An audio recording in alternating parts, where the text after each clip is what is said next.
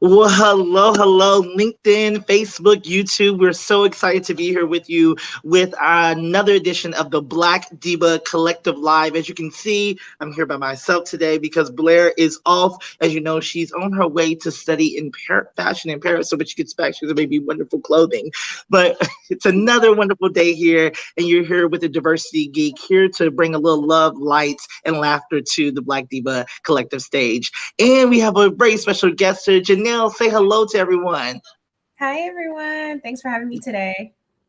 All right, sorry we got started a little late. Technical difficulties. This always happens when the person who sets up everything is not here, so I'm still learning. But Janelle, I'm so glad to have you here today and to chat with you about one of my favorite subjects, which is a natural hair. But before we get into today's topic, we do a little thing here where we call the art of the check-in. And why do we do that? Because each and every day we're asking leaders and colleagues if you want to build some empathy, vulnerability, if you want to also build some trust on your teams, is to have some more meaningful conversations than you normally would. And we call that the art of the check-in. So we're going to practice that right now on the Black Diva Collective. Janelle, how's your heart? How's your mind? How's your soul today?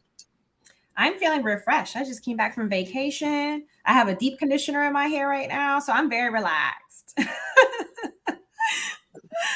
I love it. And is vacation hair different from everyday hair, or you do a little bit of both? Well, I actually just came back from a cruise. I was literally disconnected from the world, and I came back and I saw about the affirmative action today. And yes, the world is going a little crazy. It So, really is. I would tell you, it really is. It's going to be interesting the rest of the implications that come after today's decision by the Supreme Court. I know all of us DEI experts and practitioners are like watching to see as things unfold because things have already started happening, right? That are impacting some of our jobs in colleges and universities. So it's very heartbreaking, but hopefully, and we're seeing that colleges are saying, no, we still need to think about race when it comes to admission. So hopefully they'll find other creative ways to make sure they have diverse college students. yes. Yeah. All right. Well, let me talk a little bit about you here. Janelle, is your last name Caminos? Is that how you say it? Tell me, make sure I'm saying. Okay, Caminos. all right. All right, Janelle Caminos is a DI leader, author, entrepreneur, influencer, natural hair advocate, techie, and notary. As the chief curly officer of Curly Crown Collective and author of Curly Gal Affirmations, she is a multifaceted diversity, equity, and inclusion professional with experience in human resource management, implementing solution strategies that improve employee and organizational outcomes. A diversity champion that's passionate about identifying barriers to equity, belonging, accessibility in the workplace, and of course, natural hair. So, welcome to the Black Diva Collective stage. Thank you. That was a great introduction. Thank you. I just pulled some pieces together that you already wrote. It's all about you. So, tell me a little bit. We like to ask our guests the first and foremost question is, how did you get into this work, and what was that pivotal moment in your life that said, I want to do equity and inclusion work? Mhm. So, as most of my projects, everything has something to do with hair or natural or just things that I love. So, everything I've done is based off of my passion. So, really, why I got into DE&I is, unfortunately, I have been in environment schools or employers that I didn't feel included, and I knew I looked different. A lot of it because of my hair, got a lot of stares, and that's something I just really wanted to dive into. Like, how can I help other people not feel the way that I feel? And that's really how it started. And then I got involved with the National Diversity Council. One of my mentors is the founder, Dennis Kennedy, and he really took me under his wing. And I would attend conferences and focus groups, and we really would just talk. And I got to connect with other DE&I professionals before the pandemic, before DE&I was a thing. I've been in this for 8 years maybe now, and it was just trying to find a community and to help other people feel included at work. So that's really how it started. Oh, I love that. I really, really love that. So my quote is how I grew up to believe black hair has power, genius, and magic to it. It's defying gravity and limitations. I mean, look at how marvelous it is. Black hair grows up and out. Angela Davis, that quote came from. So today we're really going to dig into talking about black hair, natural hair, and talking about some of the challenges that Black women face when it comes to wearing their natural hair to work, and also some of the triumphs, some of the exciting parts about wearing your natural hair and leaning into all that is beautiful and Black and that is you. But we do know that 2/3 of Black women have changed their hair for interviews. Over 20% of Black women ages 20 to 34 have been sent home from work because of their hair, and 25% of Black women believe they have been denied a job because of their hair. So today we're really digging into natural hair, and I would tell you the reason why I'm excited about this because I've worn my hair quite so many different ways in my lifetime, and so I'm always like, do your hair where it is as you must, as you would like to. But also, I truly also understand there was a point in my life where I felt like, was my hair too much, and would they accept me and allow, will I be able to move up in the organization because I had a more natural look, right? That's when I was rocking locks for the first time around. So talk to me a little bit about how did this come to be that you were so passionate about natural hair? Why is it important for us to embrace all different types of hairstyles, especially Black women hairstyles in the workplace? Yeah. So just to be honest with you, I never understood how what grows out of our scalp is unprofessional. Like it never made sense to me, even as a kid. And hearing that curly hair was unprofessional, it's distracting. I just never understood. So actually, the way I'm looking right now with my hair up in a bun is usually how I would interview, or it'll be straight in a ponytail because I just didn't want any distractions. And I would know just by speaking with somebody if they're staring at my hair or they ask me questions like, wow, how long did it take? Or what do you put in your hair? Or can I touch it? And I feel like a lot of the times the conversations had nothing to do with me. They were just staring at my hair. And so really, when I was younger, I would say I was more embarrassed because I felt like nobody took me seriously because of the way I looked. So I would straighten my hair every day. I just wanted to blend in. I didn't want no one to ask me no more because nobody else looked like me. And honestly, I think it came with growth and maturity and just self-love, where it really hit me when I went to school. I may not see any of these people again. Why am I changing the way I look just to be accepted? And putting all this heat and chemicals in my hair, changing my hair could possibly expose myself to cancer or any type of diseases just so I can look normal. And to me, just once I started falling in love with myself and my hair and writing those hair affirmations that I turned into a book is what really helped me just embrace myself. And that's what I want to encourage other men and women with natural hair to embrace your God-given hair, whatever that texture is. And we don't need to change our hair. And for those to accept us just so we, because it doesn't look crazy to them or unprofessional, that we need to just look a certain way. So it was really just a self-discovery journey for me. And I want to encourage others to embrace their hair. And if someone doesn't accept you, or if an employer doesn't accept you because of your hairstyle, you don't want to work for them. And thank God now that we have the Crown Act. So depending on your state, you legally cannot discriminate anymore. Yeah, I love that. I think we've all had that journey, right, of trying to understand how we're gonna wear our hair. And I'm often seeing those LinkedIn posts of women saying, today is the first time I've took a professional profile picture with just my hair in its natural curly state, and I love it, right? And so I think we have to take our power back when it comes to rocking our hair the way we want to wear it, and not even allowing people to deter us from doing that, right? So you talked about the Crown Act. For people who don't know what the Crown Act is, can you tell us more about what it is and how it's really helped when we think about wearing your natural hair or your kinky curly hair in the workplace? So yes, it's a great question. I'm excited about the Crown Act. Monday, July 3rd is Crown Day. If you didn't know, so put it on your calendars. So the Crown Act stands for creating a respectful and open world for natural hair. So it is a law that prohibits any kind of race-based hair discrimination, which can include denial of employment or educational opportunities because of someone's natural hair texture or the protective hairstyle. So that also includes braids, locks, twists, bantu knots. knots. So I'm really excited because the Crown Act just passed in Texas, where I live, a few weeks ago. And I'm hosting my first Crown Day event at work at HP next week. So I'm so excited about that. But I know we still have a lot of work to do. Oh, I love this. Tell me, okay, I have so many questions I have to ask you, but tell me a little bit about Crown Day. What are you all, what's the activities that you are going to be doing for people who are listening? It's like, we need to do this at work. What can people expect from the day? So Crown Day, this is my first event ever doing anything like this. And I love that HP lets me be me and do things that I want at work, but I'm still representing work because this law is to protect employees and their natural hair. So I think it's very fitting.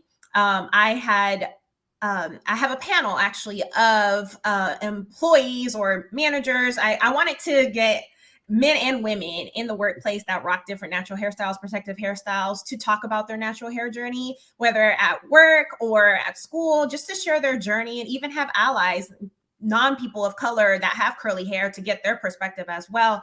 And I'm actually really excited to have one of the senators from Texas to join for a few minutes to talk about the bill passing in Texas. So I'm really excited. This will be next Thursday. Like I said, it is on Monday, but a lot of us are off for 4th of July. Personally, 4th of July, a lot of Black people, we don't celebrate that because we weren't free, but the Crown Day, I'm excited about that because now we can freely rock our curls. So I'm really looking forward to it. And of course, you can reach out to me on how to how my event goes. This is my first time doing it, to be honest. I don't know what I'm doing, but I know it's gonna go well. I'm really excited about just talking about it. And I think that's the main focus here, is just educating others and talking about it. Because I know some people have said, wow, really? Hair discrimination, is that a thing? Yes, it is. Yeah, it really is a thing. And come listen to other people's stories at your workplace, and even being mindful of things that you say at work. Because I just took my braids out and I even was asked, oh, wow, you changed your hair. How long did that take? How long do you, and they just ask a lot of questions. And I know a lot of the time it is just curiosity, but it's really up to us to educate people. And I think it's just by telling our stories. And that's really what I want to do, is give other employees, even those in leadership that rock locks and natural hair, to speak about their journey and what caused them to now embrace their hair at work. Yeah, I mean, I think I always tell people there's so much power in storytelling, hence why we have this stage. Kind of talk to me about what happens when someone is, I remember one time I was in my early 20s and I was working part-time as a restaurant. And I remember that somebody came to me and they literally said, oh my goodness, is your hair real? And she proceeded to put her hands into my hair. And I was like, oh my goodness, what do I do? I was like, I don't even know what to do right now about this. How do I even respond to this? What do I say to her? And so, so how do you deal with people who ask those awkward questions or put their hands in your hair? How does one go about saying, hold up, wait a minute, and talk to them about their space, especially in a professional environment or a relationship that you may rely on at work? Yes, that's a great question. To me, it's a time and a place and how I'm feeling. Was this immature Janelle or mature Janelle on how I react to it? Because I've definitely had that same experience several times where someone just comes and touches my hair without asking. One, it's very invasive, it's disrespectful. Don't put your dirty hands on my crown. And sometimes it just depends on the approach. Sometimes I can't tell if you can tell they're just genuinely curious, just say, hey, please don't touch my hair. Or you can be nice about it, even though it's very disrespectful. But I like to say, don't give them a reason to think something negative. Like, try to use every opportunity as a educational moment. I know it can get really annoying. I've been asked so many times, wow, is that really your hair? Or what do you put in your hair? I'll be rich by now if right. Every time I've been asked that. And I think it's also just being an advocate for others when other people see it. Because I know one time I was at dinner one time with a friend, and a man approached me, and he, from behind, I didn't even see him because he wanted to touch and grab my hair. And my friend was like, do not touch her hair. And I really appreciated that, because we got to look out for each other and educate each other, be an ally for one another when people ask questions. And just, I know it's hard, but just state your boundary. Please don't touch my hair. Or how can I help you? Or anyway, like, what would you like to know? I mean, I also don't think it's also my responsibility to educate you on everything. I mean, even now I've had people ask me, what is the Crown Act? And sometimes I get a little irritated because it's like, okay, you can Google that. Yes. No, why do I always have to educate you? Mm-hmm. But I know it's a mindset thing. I'm working on it on myself to not get frustrated or irritated or annoyed with these questions. So I understand. Y'all just take a breather and just say, I'm going to educate, and don't take it personal. That's what I love that. No, I definitely love that. I love the piece of it that sometimes you do that to educate folks, and sometimes you gotta ask them to phone a friend and ask a friend or ask someone else why that is an appropriate thing to do. Definitely. Right. Okay, so you talked about your book, and it's called Curly Gal Affirmations. So talk a little bit about what's in the book, who should be buying this book. Talk a little bit about that because it has such a great title to it. Thank you. So the title itself, I know, is a conversation starter, like Curly Gal Affirmation. What's the gal part? The gal is very Caribbean. I'm a Caribbean girl. I wanted to put that cultural twist into it. So the title alone just represents me, but I didn't want to make the book about me. Although the affirmations were affirmations I really wrote to myself over my years of self-love, like your hair is beautiful. Your hair is professional. I would literally write these things down to myself until I fell in love with my hair. So I made a decision during the pandemic to just publish a book on my hair affirmations. And I wanted to have like 30 days of affirmations just to speak over my hair and my curls. And I wanted pictures and representation of women from all types of backgrounds that have that have curly hair. So this book really is for anyone with curly hair, regardless of cultural background, young girls, anyone transitioning to their natural hair. I think it's just my self journey of self-love and my curls, and I just want to share it with everybody else. Oh, I love that. Okay, so give us one affirmation from the book. Oh, my favorite one. My hair is professional hair. I have to tell myself that over and over again. I love that. My hair is professional hair.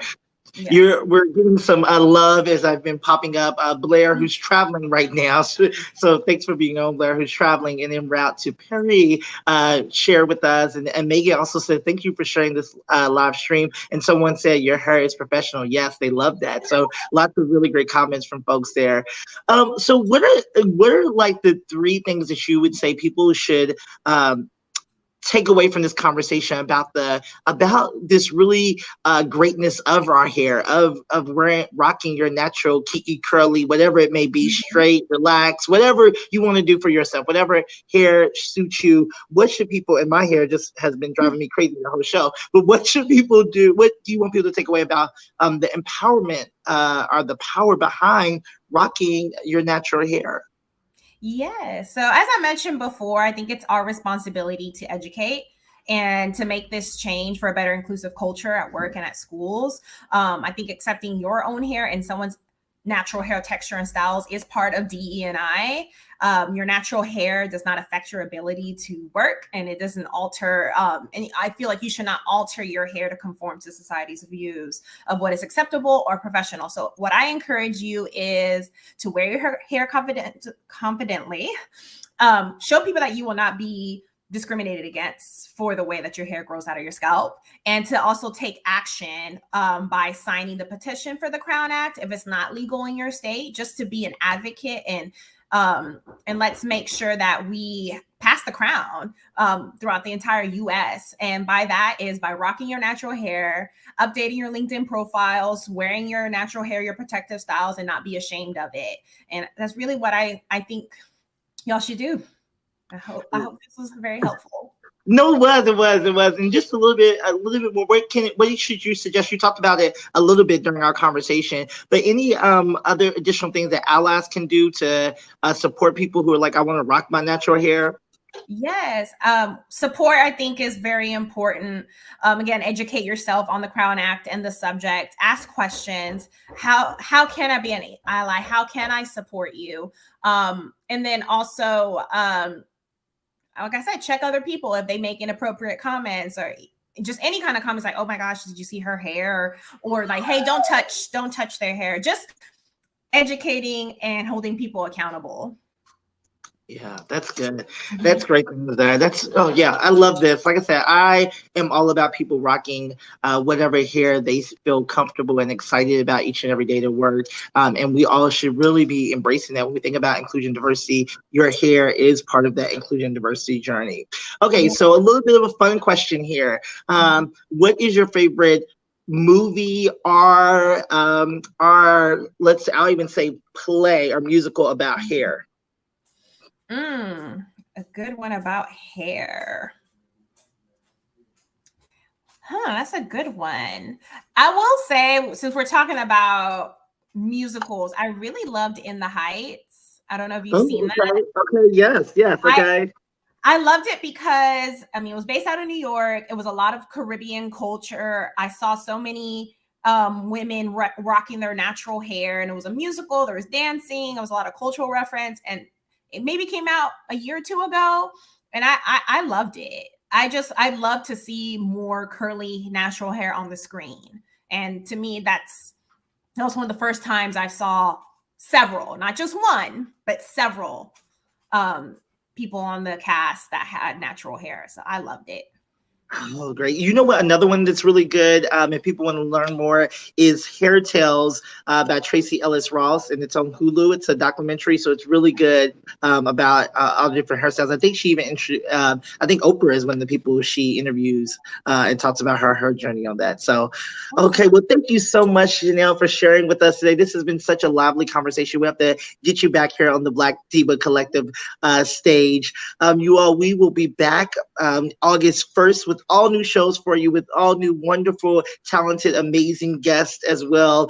Blair will be back with us, but we're all for the summer refresh. But here's what we need you to do while we're on summer refresh. We want you to continue to watch all the shows, all the replays of all the great guests we've had, including Janelle. Share them with your friends. Go out there and subscribe to our YouTube page. I want to grow it to 150 users by the end of the summer. So go to all your friends to subscribe, to watch, rewatch all of our shows on LinkedIn. You can wait to watch it in the live or the video. They're all posted there. So please join us for that journey. And we will be back with you, like I said, August 1st with all new shows. So thank you for watching. And Janelle, thank you once again for being a guest here today. And hopefully people can follow you. Where should they follow you at?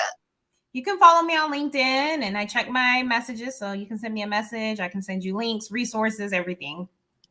Fantastic. We will definitely do that. Well, you all have a fabulous day, and we will see you later. All right. Have a good one.